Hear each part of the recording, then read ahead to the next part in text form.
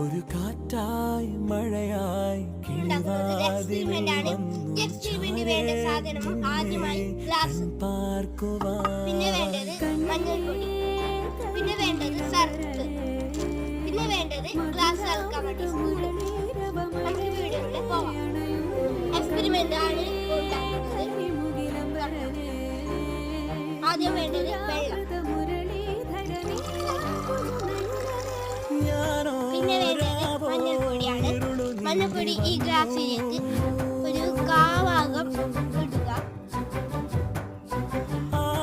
പിന്നെ നമുക്ക് ഈ മഞ്ഞൾപ്പൊടി ഈ ഗ്ലാസ്സിൽ സ്പൂണുകൊണ്ട് ഇളക്കാം. ഉപ്പ് ഇതിന്റെ കളറ് മഞ്ഞയാണ്. ഇനി കുറച്ച് സർഫും കൂടി ഇടുമ്പോൾ ഇതിന്റെ കളറ് ചുവപ്പ് ആയിട്ട് മാറും.